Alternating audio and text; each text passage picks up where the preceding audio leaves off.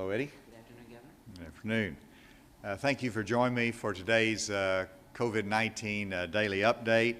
I am, as usual, joined by Dr. Nate Smith of the Secretary of Health, and this is his last day that is here at a COVID daily update. I just had a text from someone and asked me to issue an executive order countermanding his employment at CDC and having him stay here, but I don't think my executive authority goes that far. But Dr. Smith has been a great partner for us, and really wish him well as he goes on to the new venture in service of our country. And of course we have Dr. Jose Romero, who will be the acting Secretary of Health, that will join us today for the report. And today we have Dr. Joe Thompson, who's a former Surgeon General in Arkansas, but also Executive Director of ACI, Arkansas Center for Health Improvement. They've been an incredible support mechanism for our state, an enterprise that helps us in so many different ways in the areas of public health. I first want to say that I have good news, and I talked to former Senator Mark Pryor shortly before lunch, and he indicated that his father, former Senator, former Governor David Pryor, has been released from the hospital. And so that's a matter of great joy that we see that progress in his health condition, that he has been released. And I know that'll be good news for all Arkansans, and Mark did give me permission to share that information.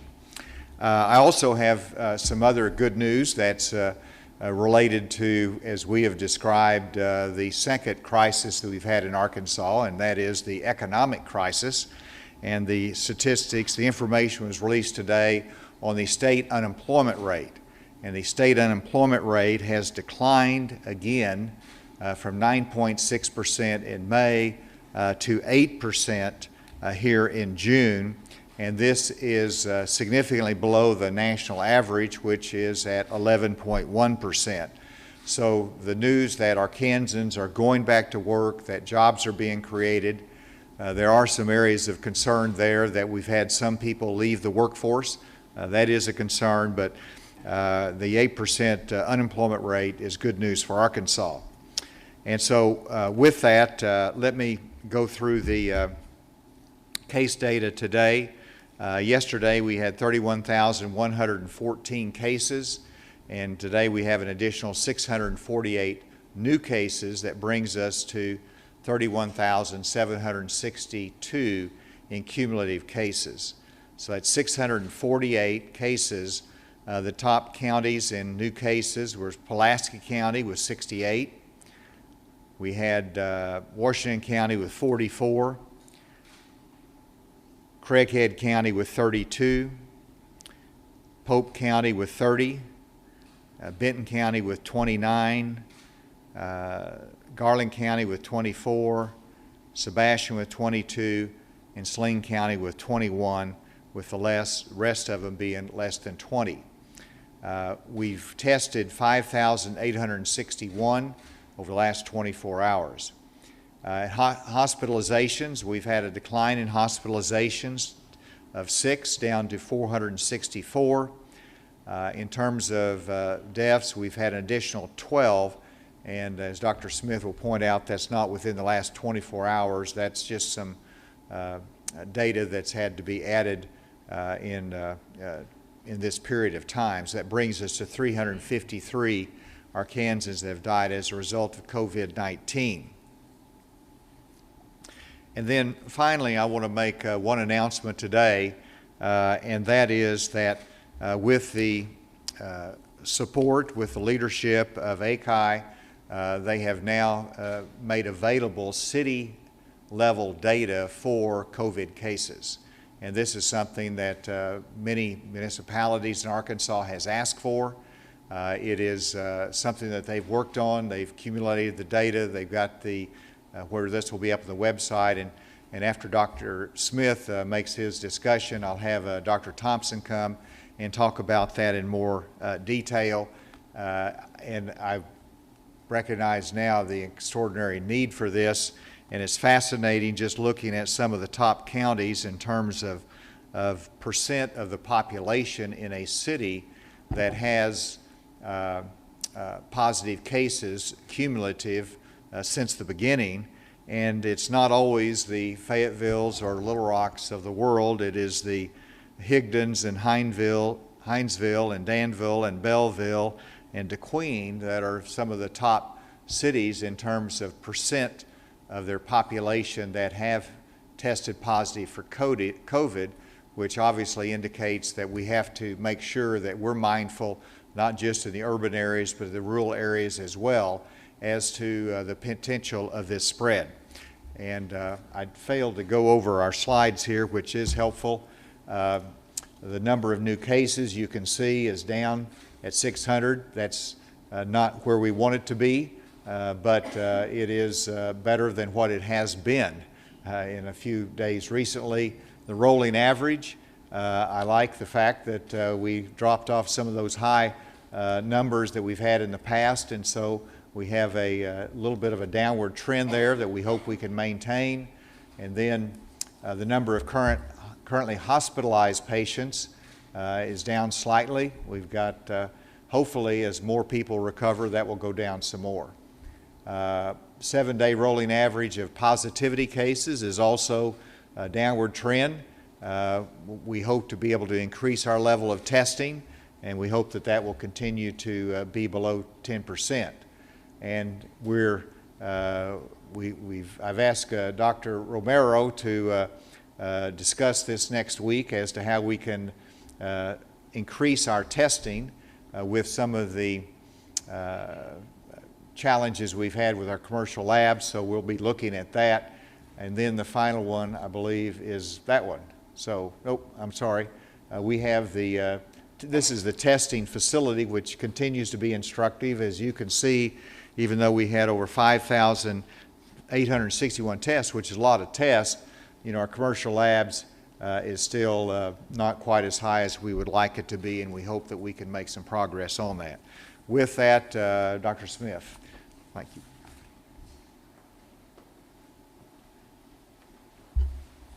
Thank you, Governor. I'd like to give a few more details on the numbers and then also make a few additional comments.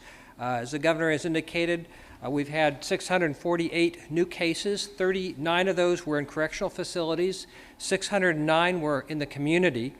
That brings our total to 31,762. Of those, we have a total of 6,633 active cases. And of those active cases, 131 are in nursing homes, 1,013 are in correctional facilities, and 5,489 are active cases in the community. As the Governor has indicated, we did have a net decrease in the number of hospitalized patients, so we're at 464. That's a decrease of 6. We also have a decrease in the number of patients on a ventilator. Currently, we have 97 patients on a ventilator, which is a decrease of 4 from yesterday. As the Governor mentioned, we are reporting 12 additional deaths. 7 of those are from the last 3 days, and the other 5 are cases that were delayed in being reported to us, and they range from as early as July 24th up through, June 24th up to July 12th. We have since yesterday had 581 recover, and that brings our total recovered to 24,776.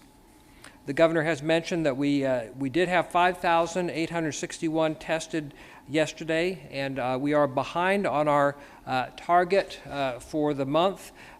There have been challenges with reagents in the commercial labs, but we have some things that we are doing, and Dr. Romero will give more details as we go along. But just in broad strokes, we are increasing our capacity at the public health lab. We're hoping to bring on 2 additional high throughput instruments over the next month, which would basically double our capacity. at the public health lab, and also begin utilizing antigen tests, that's not antibody, these are antigen tests. They are point-of-care tests that give results in a short period of time, and they are actually measuring components of the virus, proteins in the virus. They are different from the PCR tests, but they are actually directly measuring virus. So as those come on, we should be able to increase our testing and increase the number of people who can get their results in a very short period of time, even as the commercial labs continue to build their capacity in terms of getting reagents. I have, over the last few weeks, had a number of folks email me about some of these challenges with turnaround time for tests, and also challenges with delays in being contacted for those who are positive, and the contact tracing that goes along with that. These are all linked together. If there's a delay in getting a result back, there obviously is going to be a delay in contact tracing. And we are experiencing some challenges right now. We don't have the level of testing that we would like, and we don't yet have the level of contact tracing that we would like. But with the plans that we have in place, we will be tripling our contact tracing capacity over the course of the next month, and as I mentioned before, hoping to double our lab testing capacity in the public health lab. We're not where we want to be in terms of testing and contact tracing, but we are expanding our capacity. And with that, I'll turn it back over to the governor. Come ahead, Dr. Thompson. Again, let me say how much we appreciate you working on this city-level data, and you can explain it. Thank you. Thank you, Governor, and thank you for the opportunity to share today and for the opportunity to work with Nate Smith over the course of the last many years. It's been an honor, and it's an honor to be here on his last day. Our Arkansas Center for Health Improvement has served as a surge capacity amplifier for the health department, largely in two ways: through communication efforts and also data analytics since the onset of the COVID-19 pandemic. On the communication side, we've done weekly phone calls with the leadership of the State Chamber of Commerce, with CEO forums across the state, with the Arkansas Municipal League. Through the latter, we've had really great calls with mayors and council members across the state. And through the Q&A that came forward was a need to be able to have those mayors be able to say to their constituents, COVID is in our town. When the reports come out at the county level, a small town mayor doesn't have the power to be able to say, we have it in our town. So with the health department's support, we use the analytic capabilities of our center to go through and actually look at the cumulative cases to date. The date is through July 9th, and divided so we have the number of cases in each community. About 600 communities have had a case. We do not report on communities that have fewer than 10 cases, okay? So the communities that have fewer than 10 are not on the list. You'll be able to get to the list by going to our achi.net, achi.net website, and on the COVID page, first thing up now, I think, will be the sortable list for communities. As the governor mentioned, these are small communities that have the highest proportion of their population that's been infected.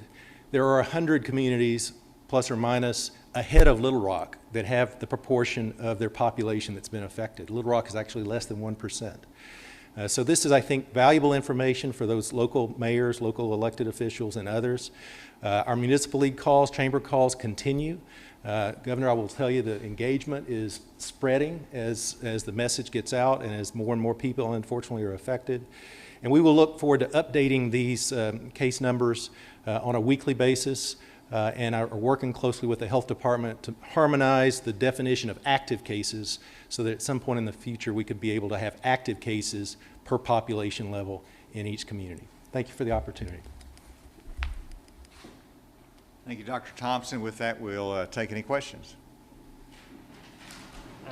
The White House Coronavirus Task Force has a report that lists Arkansas as being in the red zone for cases, and recommends in the hotspot counties that we close bars and gyms and limit restaurant capacity even more and things like that.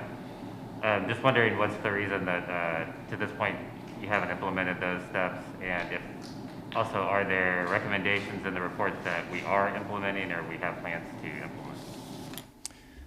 Well, of course, I talked with Dr. Burks last week about what we're doing in Arkansas. Yesterday, I spoke with Admiral Gerard in terms of our testing and our goals there. So absolutely, we're working with the White House Coronavirus Task Force and what we're doing and accomplishing here in Arkansas. In terms of some of the specifics, we have, for example, in reference to bars, we increased our enforcement activities for restaurants and bars to make sure there was compliance with our public health guidelines. We enlisted our alcoholic beverage control officers to support the Department of Health in those guidelines. So that's an example of where we took the admonition and the objective and took it in a different direction that will accomplish the same thing, but will allow them to do business. If we have to put more restrictions, we will continue to look at that. I was trying to think whether there was any other point there, but we have looked at those, and we're taking those a step at a time. Dr. Smith, did you have anything else there? Very briefly, there were a dozen recommendations. They were pretty boilerplate, not Arkansas specific. We've already implemented the majority of those recommendations, but there are a few that we're looking at carefully, but they have to fit for Arkansas. And what we have right now, we did have that hot spot in the northwest part of the state. That's coming down. We did have rising cases in central Arkansas, and that's plateaued, maybe going down. So we really have not had large hot spots with lots of bars and gyms, for example. And so we will try and implement those recommendations in an Arkansas-specific fashion when we can, but not everything may exactly fit because they're designed really for all 50 states. There are some county sheriffs who say that they are refusing to enforce the mask mandate. What would you say to them? Well, actually, I expect to have a call with the sheriffs later today, coordinating with the Sheriff's Association to set up that call. And one, I'll of course listen to them, but we believe this is important from a public health standpoint. That's been adopted nationally. It is something that is necessary in Arkansas with the cases that we've had. And so we would like to see this utilization of our law enforcement partners for education.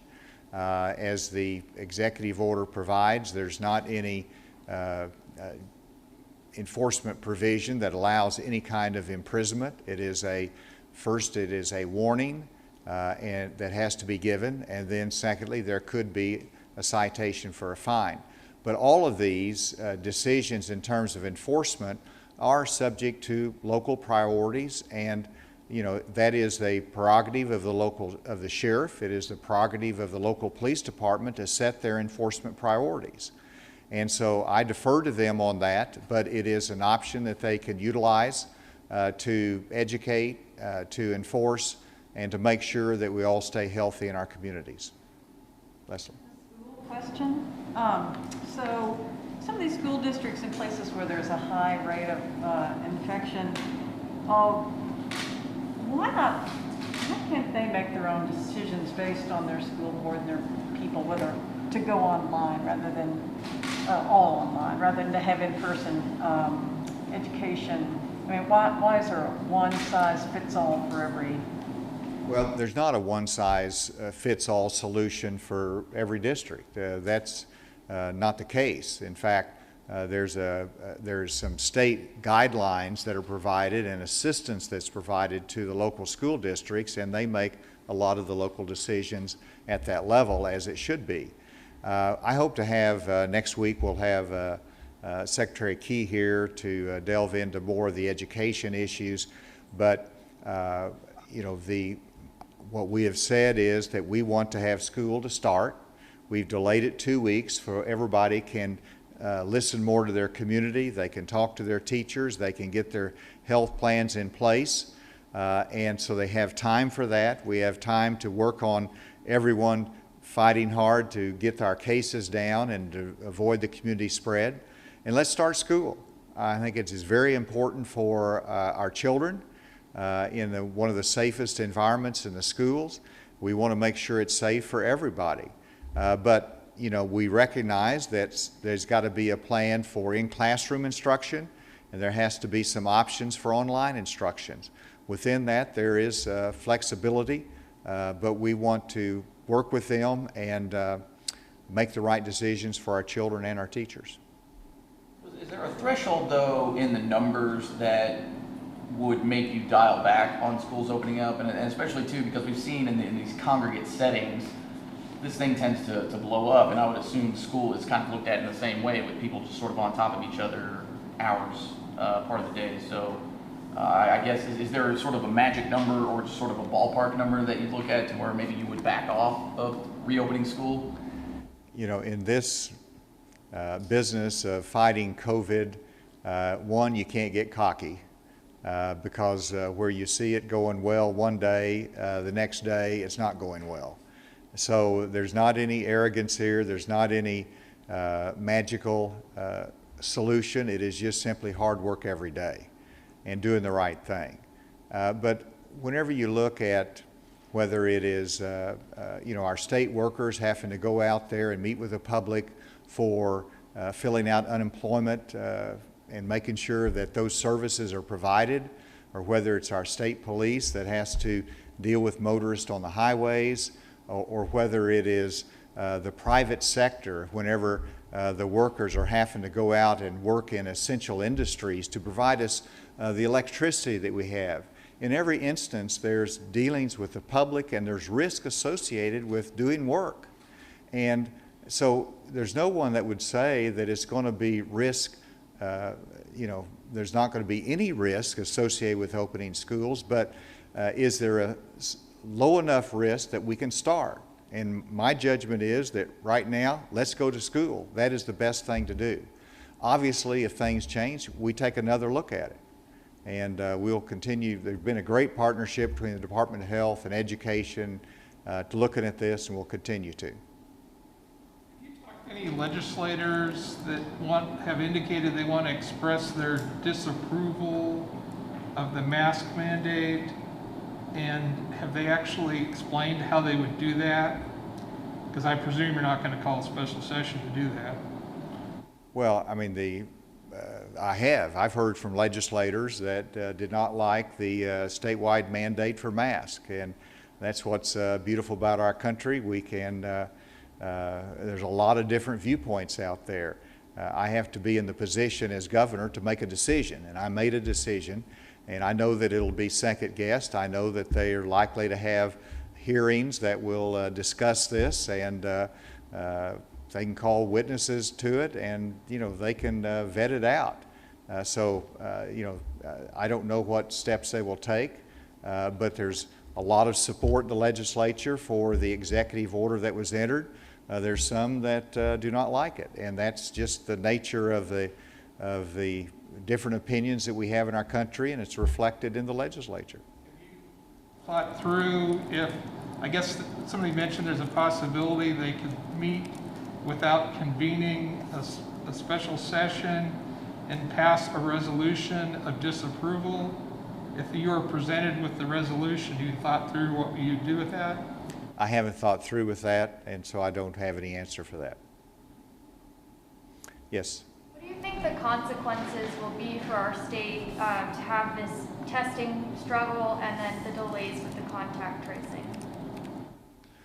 Well, you know, our contact tracing has been steady. It's just that it has not been able to keep up with the level of cases. And that delta, that gap is going to be closed because we're bringing on hundreds of new contact tracers this week and on into next week. And so that's going to continue to accelerate. And so as long as we can keep our cases at a more manageable level, then our contact tracers will be able to get that job done.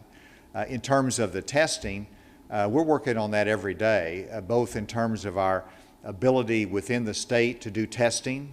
We've got some initiatives that we're working on, but also talking to the White House about the commercial labs and how that can be accelerated. So we're doing it on both tracks and working through the problem. I guess what changed with the city level data? Because yesterday it seemed like we were dealing with IT and HIPAA issues, and now today we announced, hey, we've got that available for cities. So I guess kind of what changed between yesterday and today? Well, we learned a lot more between yesterday and today.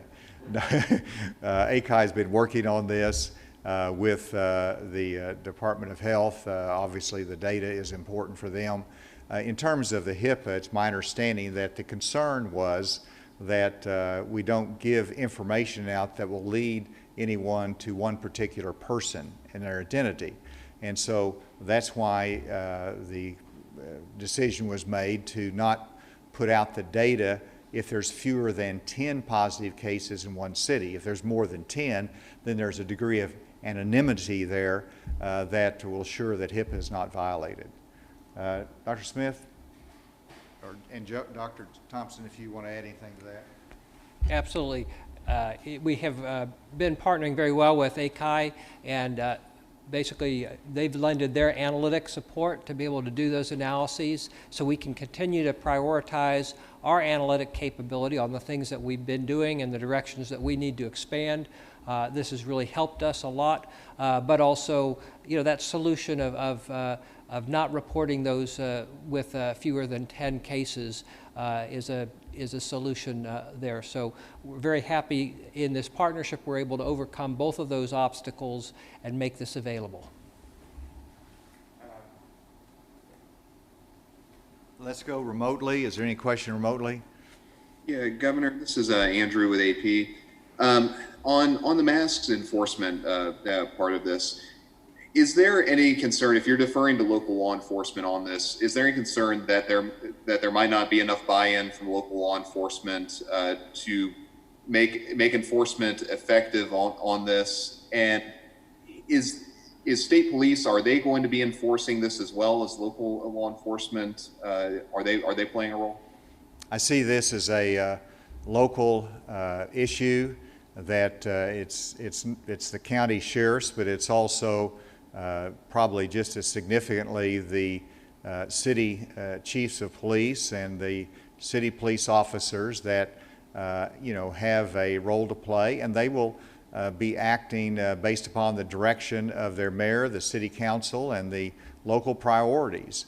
And so that's how we do things. You know, whether you have a law that you know, prohibits recreational use of marijuana and transportation of drugs. I mean, these are items that are enforced at the local level, and they make decisions on priorities and how they go about doing it.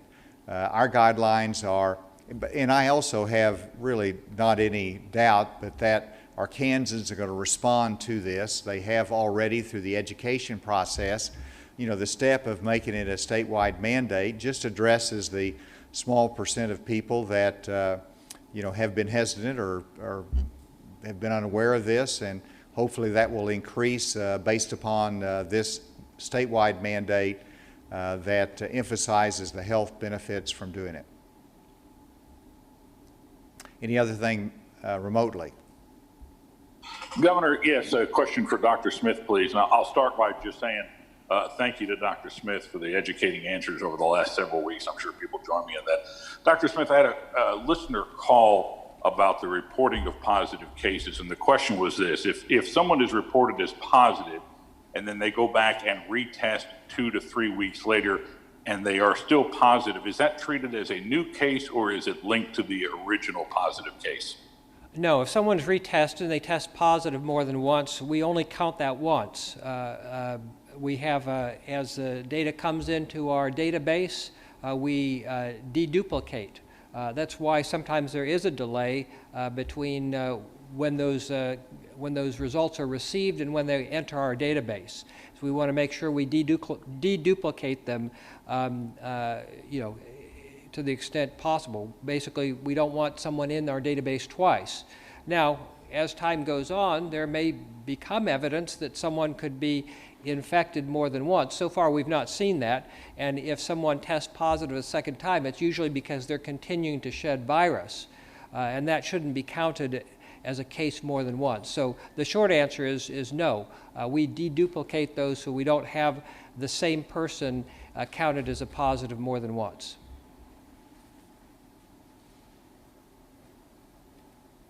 What's your latest guidance for Arkansans traveling to, say, Florida for vacation? Are you recommending that they quarantine upon return? That's a great question, and it leads us in really to the weekend as well. We're still in vacation time. A lot of people are taking vacations, going to Florida, going to other places. And I think they need to ask themselves a number of questions when they come back. Did they go to a hot spot where there was a high level of community spread? Secondly, what were they doing there? If they were just isolated in a cabin with their family or a beach house and didn't associate with anyone else, then they should be in good shape.